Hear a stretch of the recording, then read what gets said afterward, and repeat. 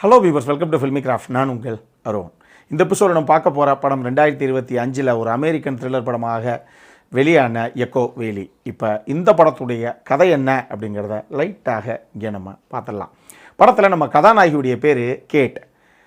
இவங்க சதன் பென்சில்வேலியாவில் இருக்கக்கூடிய எக்கோ வேலி அப்படின்னு சொல்லி ஒரு இடம், அங்கே இவங்களுக்கு வீடு இருக்குது. பக்கத்துலேயே ஒரு பான் ஒன்று இருக்குது. குதிரைகள் எல்லாத்தையும் வெளியூர் போகிறோம் அப்படின்னா அங்கே விட்டுட்டு போகிற நபர்கள், அங்கே இருக்கக்கூடிய லோக்கல்ஸ் இருக்காங்க. இந்த அம்மா அதை பார்த்துக்கிறதுக்கு ஒரு சார்ஜும் பண்ணிக்கிறது. இந்த அம்மா சொந்தமாக 2 குதிரை வேறு வச்சுருக்குது. அந்த குதிரையை வச்சு அங்கே இருக்கக்கூடிய லோக்கல்ஸுக்கு நான் ஹார்ஸ் ரைடிங் எல்லாம் உங்களுக்கு ட்ரெயின் பண்ணுறேன் அப்படின்னு சொல்லி அதில் வர்ற வருமானத்தை வச்சு தான் அந்த அம்மாவுடைய வாழ்வாதாரம் போய்கிட்டு இருக்குன்னு வச்சுக்கோங்களேன். ஆனால் இந்த அம்மாவுக்கு நான் சொன்ன மாதிரி வீடு, நிலம் போல, ஏக்கர் கணக்கில் எல்லாமே நிறைய இருக்குது. அதுக்காக இருக்கிறதெல்லாம் விற்று தின்ட்டு வாழ்க்கை நடத்த முடியும்? எவ்வளோ நாள் உட்காந்து சாப்பிட்டோம்னா சொத்து தேரும். அதனால் ஏதோ ஒரு சம்பாத்தியம் வேணும்ல அப்படின்னு இந்த அம்மா அப்படி வேலைகளை பார்த்துக்கிட்டு இருக்காங்க. இந்த அம்மாவுக்கு ரிச்சர்ட் அப்படின்னு சொல்லி ஒரு ஹஸ்பண்டு இருந்தார். இப்போ அவர் எக்ஸ் ஹஸ்பண்டு. அவர் ஒரு லாயரு. அவர் ஒரு பக்கம் செட்டில் ஆகிட்டாப்புல. அவருக்கும் இந்த அம்மாவுக்கும் கிளார் அப்படின்னு சொல்லி ஒரு பொண்ணு ஒன்று இருக்குது. இப்போ கிட்டத்தட்ட அது ஒரு டீனேஜ் பொண்ணுனா டீனேஜுடைய கடைசி ஸ்டேஜில் இருக்கக்கூடிய ஒரு பொண்ணு அப்படின்னு வச்சுக்கோங்களேன். அது இருக்குது ஒரு பிரச்சனை பெருச்சாளி.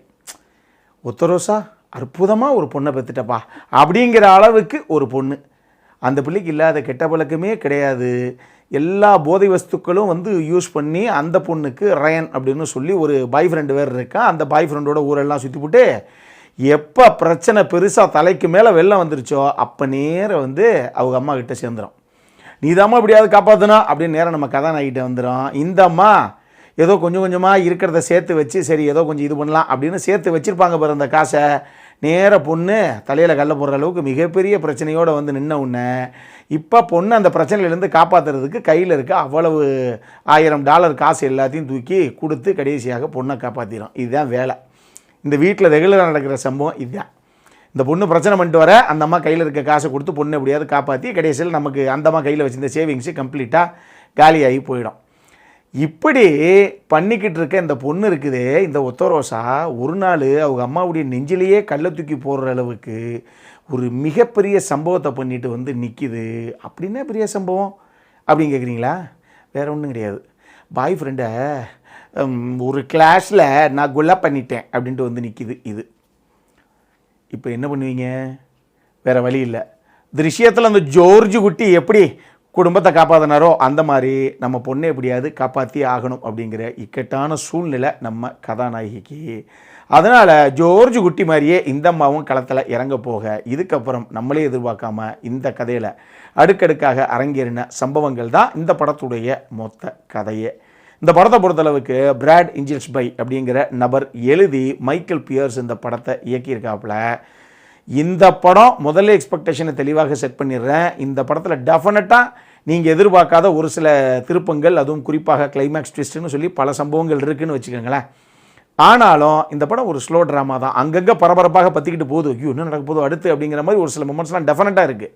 ஆனால் ஸ்டார்டிங்லேருந்து எண்டிங் வரைக்கும் பற்றிக்கிட்டு போகிற படம் அப்படின்னு நான் சொல்ல மாட்டேன். ஏன்னா ஃபஸ்ட் ஆக்ட்லாம் கொஞ்சம் டைம் எடுத்து யார் கதாநாயகி, அந்த அம்மாவுடைய முன்னாள் கணவர், இன்னார் மனைவி அப்படின்னு பல விஷயங்கள்லாம் இவங்க முதல்ல கிளியராக போர்ட்ரே பண்ணிவிட்டு கதைக்களம், கதாபாத்திரம் எல்லாத்தையும் ஃபஸ்ட் ஆக்டுக்குள்ளே கம்ப்ளீட்டாக எஸ்டாப்ளிஷ் பண்ணி முடிச்சுட்டு ஒரு 20-25 நிமிஷம் கழித்து தான் கதைக்குள்ளேயே இறங்குவாங்க. இதை மைண்டில் வச்சுக்கோங்க. இந்த படம் எடுத்துகிட்டு ஒரு 1.5 மணி நேரம் ஓடுற படம் அப்படின்னு வச்சுக்கோங்களேன். ஸோ கடைசி ஒரு 1 மணி நேரம் தான் அந்த பற்றிக்கிற விஷயங்கள் எல்லாமே உள்ளே இருக்குது. இதை ஞாபகத்தில் வச்சுக்கோங்க. எக்ஸ்பெக்டேஷனை முதலே நான் செட் அவுட் பண்ணிட்டேன். இதனுடைய மிகப்பெரிய பலமே என்ன அப்படின்னா 2 பேருடைய பெர்ஃபார்மன்ஸ் தான். சொல்லப்போனால் ஒருத்தருடைய பெர்ஃபார்மன்ஸ் தான். ஜூலியன் மூர் அட்டகாசமாக ஒரு ஆஸ்கார் நாயகி. அந்த அம்மா ஃபினாமினல் ஆக்ட்ரஸ்ஸு. ஹாலிவுட்டில் செம்மையான ஒரு பெர்ஃபார்மரு. இந்த படத்துலலாம் தன்னுடைய லைஃப்பில் தான் ஆசையாக ஏதோ ஒரு விஷயத்தை சொல்லிக்கிறதுக்கோ ஒரு பகிர்றதுக்கோ யாருமே கிடையாது. இருக்கிறது ஒரே ஒரு பொண்ணு தான். அதுவும் இப்படி வந்திருக்குது அந்த ஒத்தரோசா அப்படின்னு அந்த அம்மா ஒரு தடவையும் ஒரு விஷயத்தையும் கையில் எடுத்து அவங்க எப்படி அதை ஹேண்டில் பண்ணுறாங்க அப்படிங்கிறதெல்லாம் பெர்ஃபார்மன்ஸில் அட்டகாசம் பண்ணியிருந்தாங்க ஜூலியன் மூர்.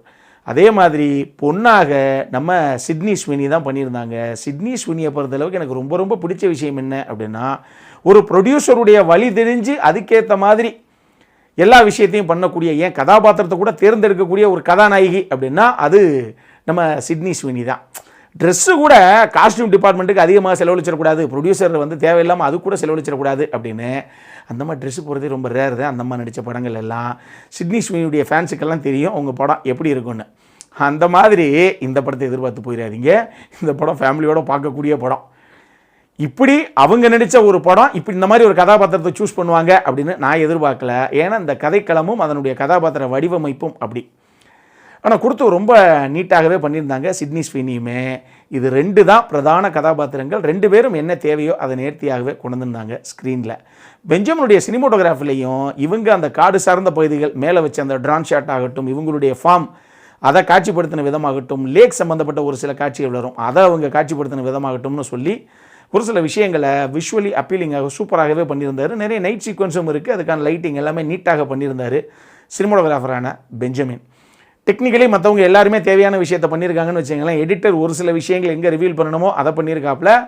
அந்த கிளைமேக்ஸ் ட்விஸ்ட்டு அது ரைட்டிங்லேயே கொண்டு வரப்பட்டது தான். பட் இருந்தாலும் அது சுவாரஸ்யமாகவே அவரும் அதை பிளேஸ் பண்ணியிருக்காரு. அடல் கன்னட பொறுத்தளவுக்கு இந்த படத்தில் எதுவுமே கிடையாது. ஒரு சில ட்ரெஸ் மாற்றுற மாதிரி ஒரு சில சீக்வன்ஸு வரும், அதெல்லாம் பெருசாக அப்படி இப்படி ஆயிருமோ அப்படின்னா அதெல்லாம் கிடையாது. எல்லாமே ஓடிஎஸ் ஷாட்டு தான். ஸோ அதனால் பெருசாக எந்த ஒரு விஷயம் எங்கேயுமே அவங்க வந்து செக்ஷுவலாகவோ இல்லை நியூடிட்டியாகவோ அப்படி இப்படின்லாம் எதுவும் பெருசாக பண்ணலை. ஒரு சீக்வன்ஸ் இருக்குது பாத்ரூமில் வந்து அந்த பாத் டப்பில் குளிக்கிற மாதிரி, பட் அதுவும் வந்து பெருசாகலாம் எதுவும் அவங்க காட்டலை. அப்படி கிளாமராகவோ வல்கராகவோ அந்த மாதிரி எதுவும் போர்ட்ரே பண்ணலை. ஸோ என்கிட்ட கேட்டிங்க அப்படின்னா இது ஃபேமிலியோடு பார்க்கக்கூடிய ஒரு படம் தான். இல்லைன்னா கூட உங்களுக்கு சந்தேகம்னா அந்த சீக்வன்ஸை நீங்கள் பார்த்துட்டு கூட அதுக்கப்புறம் ஃபேமிலியோட பார்க்கலாமா வேணாமா அப்படிங்கிற அந்த காலை நீங்கள் எடுத்துக்கங்க.